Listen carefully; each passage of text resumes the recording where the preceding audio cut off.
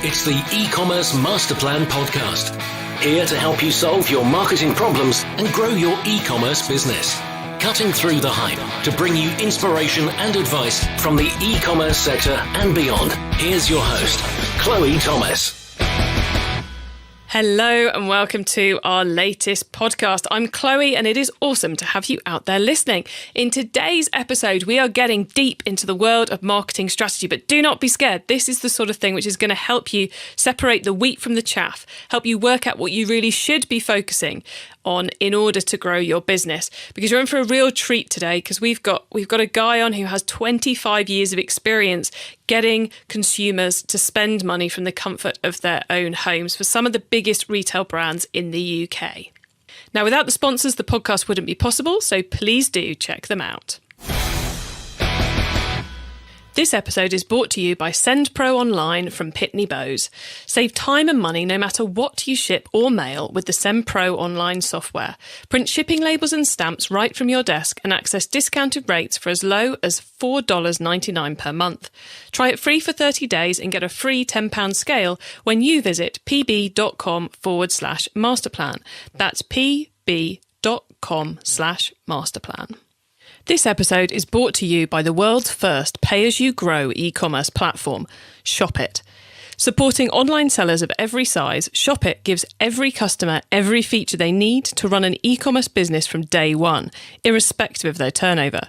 You can grow your empire with multiple websites, full inventory management, and more, all from one central login. What's more, you only pay for usage, so you can focus your budgets on your growth marketing. Plus, there's a lifetime low 1.6% payment gateway rate for everyone. ShopIt really do support growing businesses. Sign up for your free trial now at shopitcommerce.com/masterplan. And now to introduce today's special guest. As his LinkedIn profile states, Tony Preedy has been a marketing professional in the home shopping sector since 1991. Yes, today's guest has over 25 years of experience getting the British and overseas public to spend money from the comfort of their own homes, including working for brands such as Lakeland, Otto, Littlewoods and more. I'm really excited to have someone with such great experience at the e-commerce world, in fact, experience of the e-commerce world before it even really existed, on the show today, because I just know he's going to share some great tidbits from his years of experience with all of us. Hello, Tony. Hey, Chloe. Great to have you here. Thank you for having me. No, thank you for coming on. That we could spiral into a world of thank yous there. So I've given the audience a really quick overview of you and a little bit of your experience, kind of some of the bullet points. But let's go right back to the beginning. How did you get started in e-commerce in the first place? So my first job when I left university was working for a company called GUS Home Shopping, which was part of GUS PLC back in those days. That company no longer exists, but it became Experian, Argos and Burberry. So those were the group companies.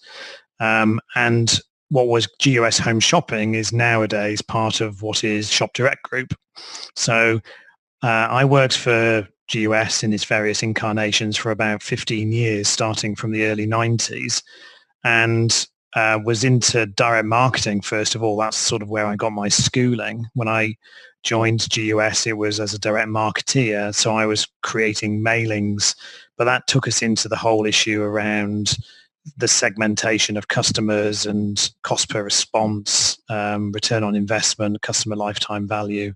So those were familiar concepts to us at GUS in the 90s. And then the website side of things sort of came along around 98, 99, I guess, end of the 90s, beginning of the thousands. And that's when we started to add e-commerce to the mix. I was working alongside people who could remember when GUS first started taking telephone orders, and up until that point, everything had been through the post. In the 90s, people were still sending a lot of orders in through the post, indeed through fax machines, if you can believe that. But e-commerce sort of came along as another channel to be added, and being in home shopping, it seems a fairly natural way to start to show people products and to generate orders. Instead of generating catalogs, we were effectively creating digital catalogs, digital websites.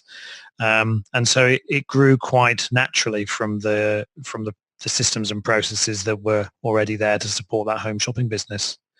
And then as time went on, we learned modern merchandising techniques and how to use digital marketing and digital communications and add to the mix of offline communications that GUS was already very practiced in. It often strikes me as someone who was kind of not quite to your depth of schooling in the direct mail world, but who was schooled in, my retail career started off with catalogues, is that the lessons you learn from that, the discipline and the fundamental principles are so essential as a part of doing e-commerce successfully, in this new multi-channel, incredibly complex world we now play the game in. Well, in some respects, life was simpler then. I still think one of the biggest challenges that modern business people have is attribution of marketing spend.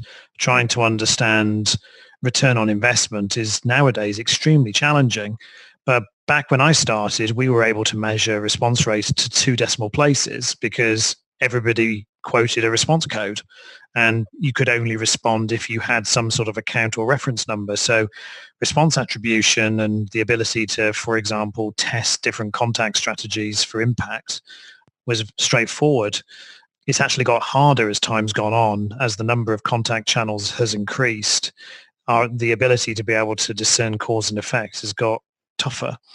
But the principles of the things that we try to do nowadays of allocating sales to the marketing activities that we believe generated it, those were lessons I learned 25 years ago. A slightly controversial question here, but do you think there's still a place for the direct mail in a successful e-commerce operation? I do, actually. It's unfashionable, but I think the evidence is there that good quality direct marketing generate a return on investment. I believe marketing to be an investment, not a cost. In other words, it has to have a yield, and you can't carry on doing it until such time as the marginal return on any incremental investment is zero. And direct marketing can definitely play a part in a communications program with consumers. I'm not saying that it's the only tool you'll use, but it's often a very efficient tool. And getting, for example, customers to visit a website to buy products, a catalog remains one of the most efficient ways of doing so if you get your targeting right and other aspects of the creative. So, a lot of people are being trained by Google to believe that Google PPC is the way to drive traffic to websites, when in fact the cost of a click now is starting to approach the cost of a stamp, and it may well be actually more efficient to post a catalogue to people. That's an interesting way of thinking about it. The click is the same as the cost of a stamp, because of course postage is the biggest cost in any piece of direct mail activity. But I want to come, before we get into the world of Post and Google, I want to come back to something you said there, Tony. You said that marketing is an investment and you should continue to invest until the marginal gains run out. That's a really interesting way of thinking about it. And I guess, could you explain a little bit more about how that works in practice? So the concept is that clearly we're selling products. That's usually what most marketers are doing. We're simply trying to drive sales into products, but products are bought by customers. And so what in fact we're doing is seeking to generate sales from a cohort of customers. And so if you take customer management as a task, you are taking a cohort of customers, by which I mean a set of customers that are broadly alike, maybe in terms of how long they've traded with your business, perhaps in terms of other characteristics such as historic spend patterns.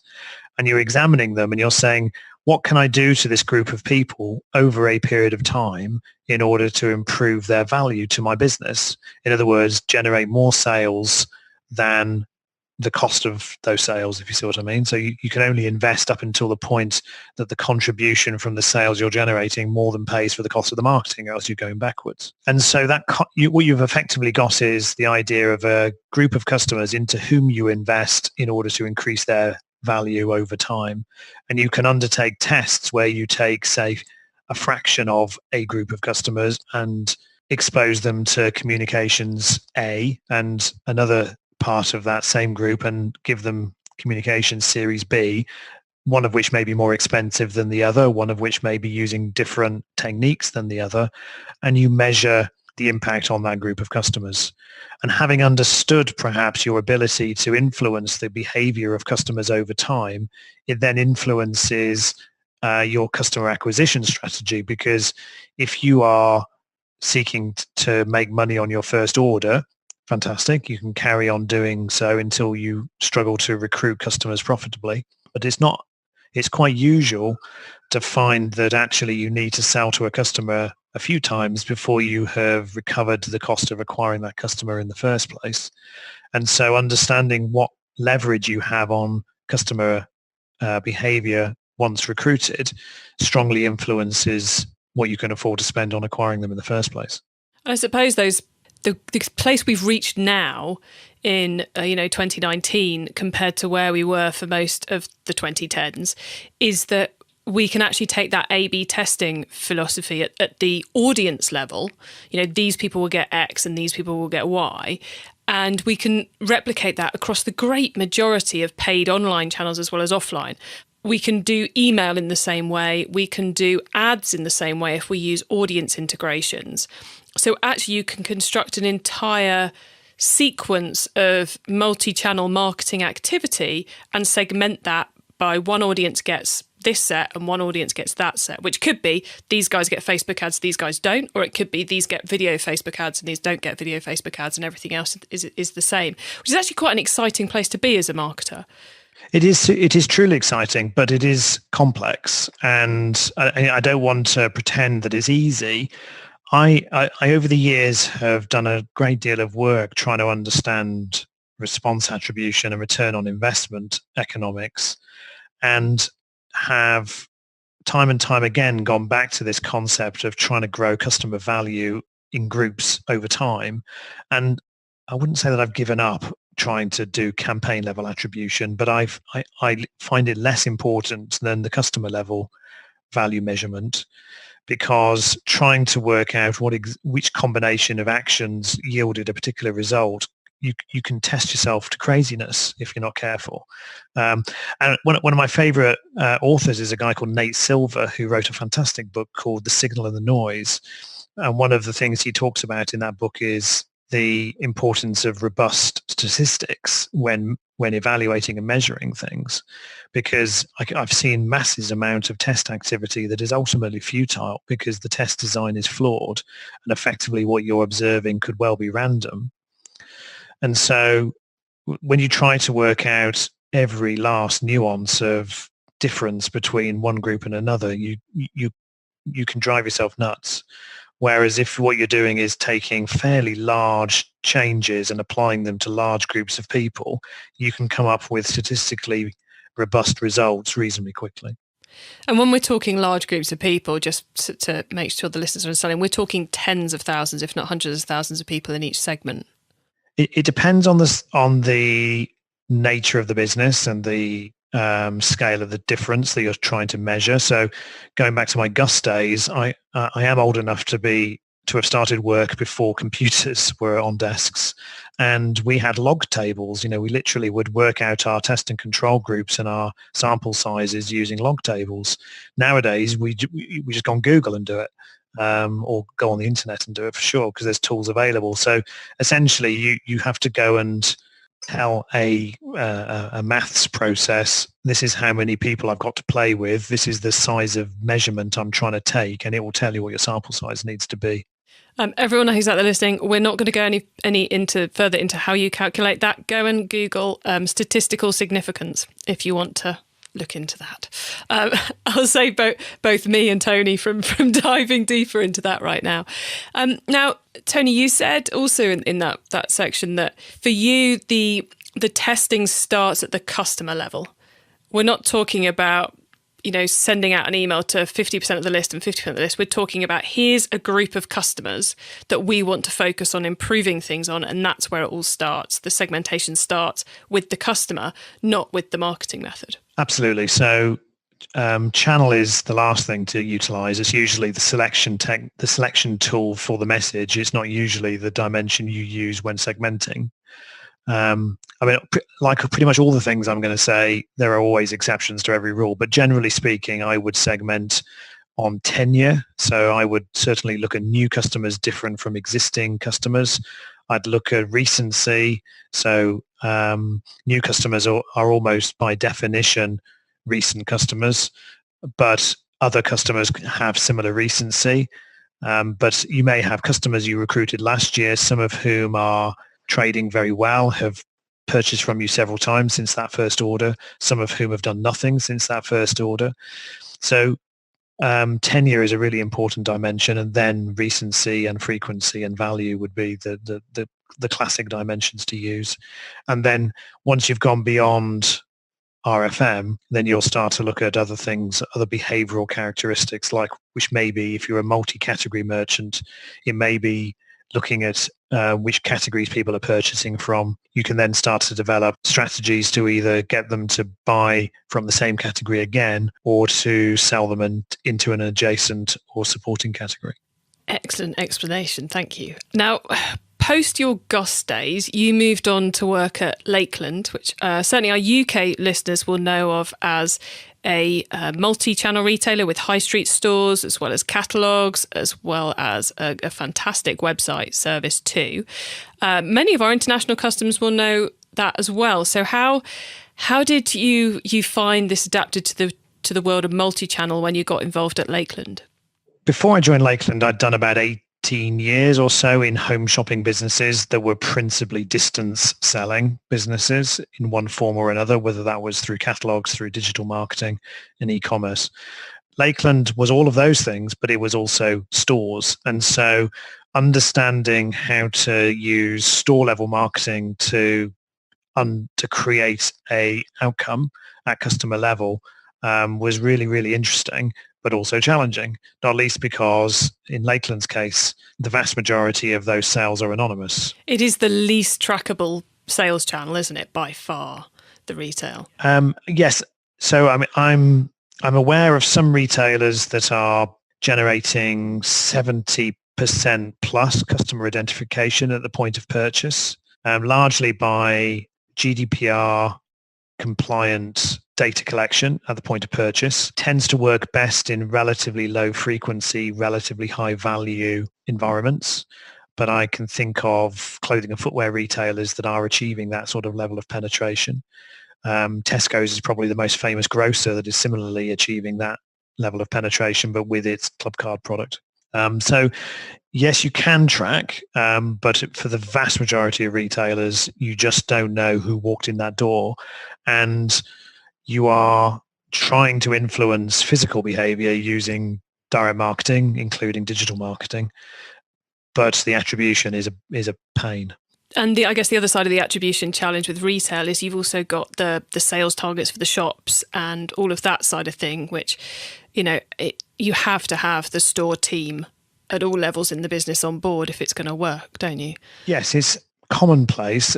Well, relatively common, not certainly ubiquitous, to have retailers set geographic boundaries around their stores and to assign all sales from that geography, including e-commerce sales, to that store on the assumption that the store is likely to have influenced customers in that geography in some way, whether it's simply through awareness by being there, or whether it's the fact that the customer walked into the store, had a look at the products and ultimately chose to buy online at home on a later date.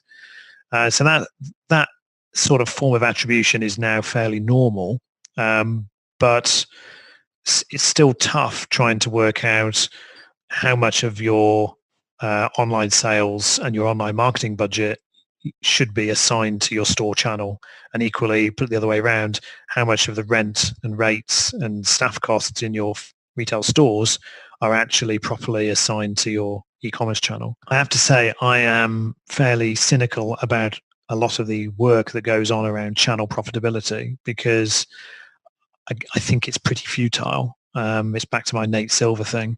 I'm not convinced that we're really detecting truth. I think what we're really doing is moving money around, and the answer is a function of the assumptions you make in the allocation process. What really matters is the brand and how customers perceive the brand and whether you think you're gaining market share.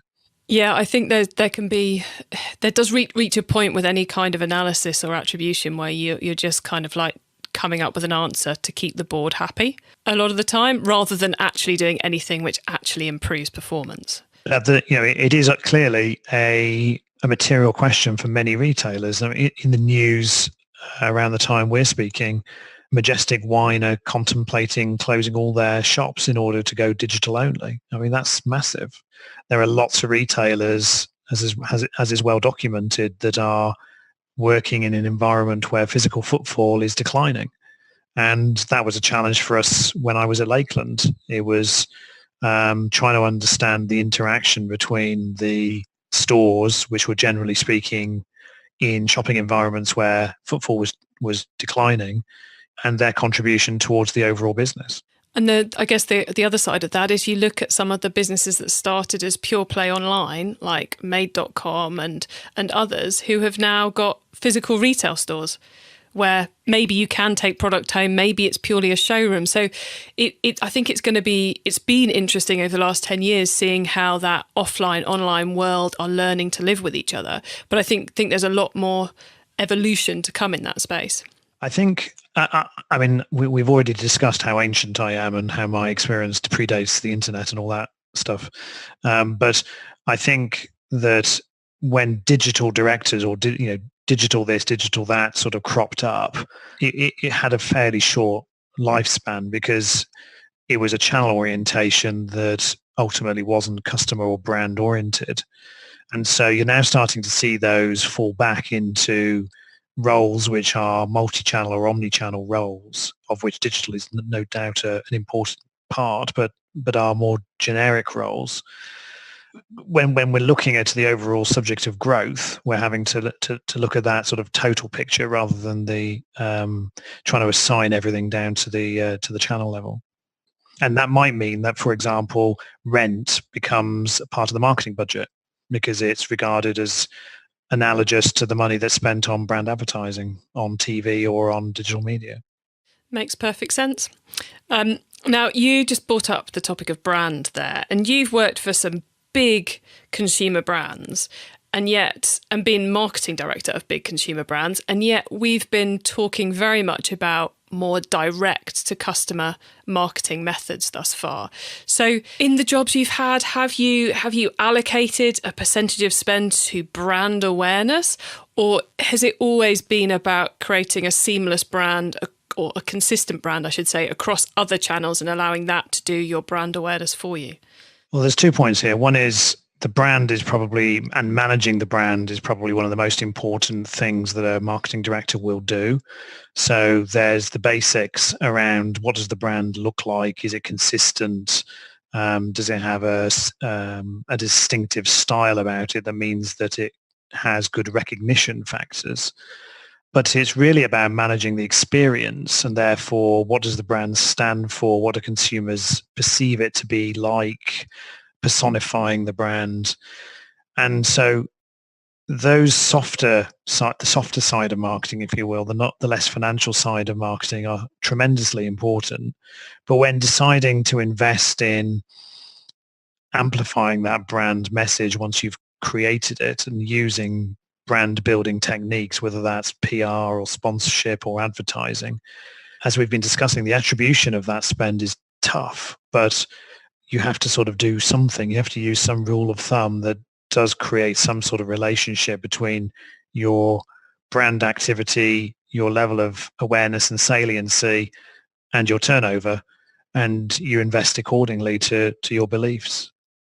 And then you've also got very involved, certainly of late, in the world of marketplaces, where brand is a whole other question. But rather than us get into that, how have you found that marketplaces are changing the game yet again? Marketplaces are convenient for customers, and nowadays, so that at the sort of the end of this first decade of the 21st century, I think what you're really getting is customers that are either using search engines to buy products or find products, or they're using marketplaces. Sometimes the customers are traveling in both spaces, but broadly speaking, you've got PPC and digital marketing operating for one cohort of customers, and then you've got marketplaces for another. And just as huge shopping malls become destinations for physical retail, marketplaces are the destination for millions and millions of shoppers who have basically decided they want to buy something and are simply looking for a way to execute that transaction. So marketplaces are growing really fast because consumers like them, they're convenient, they're efficient. And for retailers, they are, I think, essential nowadays. If it would be foolhardy, I think, to believe that you can grow your business without using marketplaces. I guess it comes back to the customer, doesn't it? If that's where the customer wants to be and wants to buy your product, then that's where you should be. Precisely. You can't be King Canute sat there on the beach commanding the waves to retreat. Marketplaces are not going away. So either you choose to play or choose not to play. But I think you're turning off a fairly significant value creation opportunity if you choose not to use marketplaces. That's not to say that there aren't issues with using marketplaces. There are many issues. Certainly, as a retailer that's used Amazon, and talking about my experience, we grew Lakeland's business on marketplaces from nothing to many millions of pounds in a relatively short period of time, all on a marketing model, so on a cost per order basis. However, that it does create issues as well as solving others. And these days you're working for a marketplace. So I guess with that hat on, are there any particular piece of advice you'd have for retailers who haven't yet taken that marketplace jump, who have their own products and want to get a slice of that pie? Marketplaces are a great way to discover opportunity. So they are where the world is shopping. And if you're a brand or if you're a retailer, particularly if you're a retailer with original product rather than simply selling other people's products, then listing your products on marketplaces, the obvious ones like Amazon and eBay. I work for a company called Frugo, which specializes in cross-border e-commerce. But there are tens of, if not hundreds of marketplaces around the world where customers are shopping and buying every day. If you want to have your product seen in those environments, then you need to participate, and then you need to learn how to generate sales within those environments. I think that last one's a really important point, because it's not like you just list the products and wait for the sales to come in. You also have to put a bit of effort into learning how to market on there, just like you would learn how to market on Facebook or on Google. And I think a lot of the techniques that we've known about for a long time in terms of search engine optimization for websites, for example, boil down to compelling copywriting that allows consumers to discover what excited you about this product when you chose to sell it. As a retailer, we're curators of products, generally speaking. We're selecting or we're creating products, and we have a passion for those. So how does one communicate that passion to the potential purchaser when all you have to work with, generally speaking, is copy and images? And so that's been the world of e-commerce for a long time. But for marketplaces, it's doubly so, because your opportunity to differentiate is largely down to the way in which you can describe and excite people about the product you're selling. E-commerce Master Plan is supported by some of the greatest companies in the e-commerce sector. Here's a reminder of who they are. Don't waste any more time waiting in line to send mail and packages. With SendPro Online from Pitney Bowes, you can send packages and mail without leaving your office for as low as $4.99 per month. And because you're an e-commerce master plan listener, you'll receive a free 30-day trial to get started, plus a free £10 scale shipped right to your door to help you accurately weigh your packages. Save time and money no matter what you send with this new offer for SendPro Online. Starting at only $4.99 per month, you can print shipping labels and stamps from your own printer, easily compare rates using the online software, gain access to special USPS savings for letters and priority mail shipping, plus track all of your shipments and get email notifications when they have arrived. Go to pb.com/masterplan to access this special offer. Get a free 30-day trial and a free £10 scale to get started. That's pb.com/masterplan. Experience the better way to ship with a free trial of SendPro Online from Pitney Bowes. If you want the best opportunity to scale your growing online business without needing to always upgrade or pay for costly plugins, then ShopIt is the answer. The world's first pay-as-you-grow e-commerce platform has no upfront costs, can support a multi-channel strategy, and helps you focus your money on driving traffic and sales, which is why you started a business in the first place. On average, ShopIt clients pay just 0.5% of their turnover for next-generation tech, meaning you can be selling while you're sleeping. ShopIt believes in equal opportunities and making it easier for you to be a success. Get your free trial now at shopitcommerce.com/masterplan. It's time for the top tips round. I love this section because it gives me and our listeners some really quick ideas for taking our businesses to the next level. So, Tony, are you ready for the top tips? Here we go. Okay, the book top tip. If everyone listening to this podcast agreed to take Friday off and read a book to make their business better, which book would you recommend? So my top tip is a book called Scientific Advertising by a guy called Claude Hopkins. Claude is a Victorian. He lived 1866 to 1932, and he wrote his book Scientific Advertising to describe his life as an advertising copywriter in the States. He wrote it in 1923. It is the original book about direct marketing and, believe it or not, e-commerce. He was talking about testing. He was talking about customer lifetime value, about the return on investment, and about the difference good copywriting can make on response rates and ultimately on sales. I think everybody who works in any form of retailing, digital marketing, direct selling should read Claude's book. Excellent tip, and I am 99% sure you're the first person to mention it on the podcast, so that's awesome. Okay, the traffic top tip. Which marketing method do you either prize above all others or think doesn't get the press it deserves? Well, I'm on a bit of a theme here, but I'm going to say copywriting. So I think it's a underused and undervalued discipline within the business, within the e-commerce business. I think crafting your product benefits into short, succinct, powerfully written bullet points is really important. And then being able to convey the benefit of your products either in a short form, which is often then used as the product title, or the long form, which is then used as the product description, is probably one of the most important levers you can pull if you're looking to generate more sales. Okay, the tool top tip. Maybe a collaboration tool, a social media plugin, a phone app, or just a way of working. Is there a cool little tool you use that makes you and your team more efficient from day to day? So Frugo is a distributed business in the sense that we have people all over the world. And so we are using the normal tools that most people are using nowadays. We use Slack for instant messaging. We're using collaboration tools to exchange, to work on projects together, such as Jira. So nothing terribly exciting or unusual, but certainly the concept of needing to be in the same place in order to work together, I think that's long gone. Yeah, thankfully. Think of the carbon footprint. Okay, the growth top tip. If you met someone today who's focused on growing their e-commerce business from 100 orders per month to 1,000, what would be your number one tip for them? So I would say under-promise, over-deliver. So if you can more than deliver on customer expectations, then you can build a reputation that spreads through word of mouth, and nowadays is amplified by social media.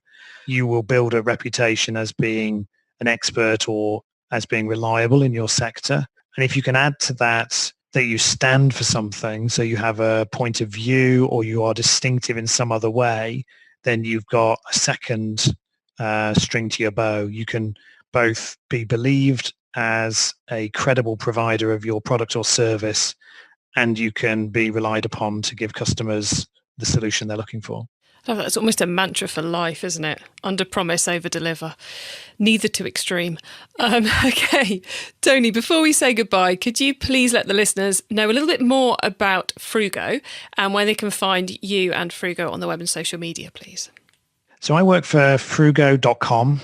We are a cross-border marketplace business that exists to generate sales for retailers. We only earn a commission, therefore We earn no money if we generate no sales. So retailers have a no risk sales growth opportunity if they join Frugo, because they don't pay us unless we give them sales. And what we specialize in is helping them with cross-border e-commerce. So a retailer gives Frugo a single data feed, so products, prices, and inventory in their own language and in their own currency. And we then convert it into over 32 countries and all the language and currency combinations required to do so, having already done all of the local payment method integrations necessary to operate in 32 countries, and generate sales for them by undertaking digital marketing on their behalf in all of those places. So a retailer in one part of the world can reach customers in another part of the world that otherwise would have had very little likelihood of ever finding their products. All of which, as I said, is done on a no risk, no fee basis. Sounds like a great way to explore overseas marketplaces with very little risk. We find a lot of retailers discover niches they never would have imagined existed, and sometimes will then go and further exploit that market by investing in upper funnel brand building activity in that market, leaving Frugo to actually be the basis on which their sales are generated, because they don't want the hassle of translating all of their product details into whichever language that is, or dealing with the currency risk that Frugo has to manage for them. When you shop with, when you trade with Frugo as a retailer, you know you're always going to get paid a known amount in your own currency for the products you sell, and you can hand off all the responsibility for marketing to Frugo. So there's no downside as far as retailers are concerned. But what they often do is discover how their products are being sold into different markets, and then see if they can then expand their sales or distribution channels in those markets. Very nice. Well, Tony, thanks for telling us a bit more about Frugo there. And thank you so much for we went into some great depth there around marketing, sensible marketing concepts and how to go about building a successful business. So I really thank you for coming on and spending some time sharing your experience with us. It's been an absolute pleasure. My pleasure, Chloe. Thank you for having me. How great there to dive into the real fundamentals of marketing with someone with so much experience of getting customers to buy from home. And I think the real core things there is that it is all about the customer. It's all about working out how you could improve the lifetime value of that customer, looking at your new customers and what can you do to turn them into repeats, to make sure they buy from you more frequently. What can you do with lapsed customers? And what can you do to get them buying from you again? Rather than thinking about marketing channels, think about the customers and the best way to get them to do what you want them to do. Also, some great tips there from Tony around the marketplaces, using Frugo to go international really simply, and much more. I think I shall be having a listen to this one a couple of times through to make sure I've got everything out of it, including those two great book recommendations, The Signal and the Noise and Scientific Ads. Thank you very much for listening. I hope you've enjoyed this podcast. If you'd like to hear more of these kind of in-depth discussions with people with huge amounts of insight and experience, just let me know. You can find out how to contact me via the website, and you can find all the episodes together with the top tips and links and details of this episode at ecommercemasterplan.com/podcast. Keep optimizing. Thank you for listening to the E-commerce Master Plan podcast. Find out more at ecommercemasterplan.com/podcast.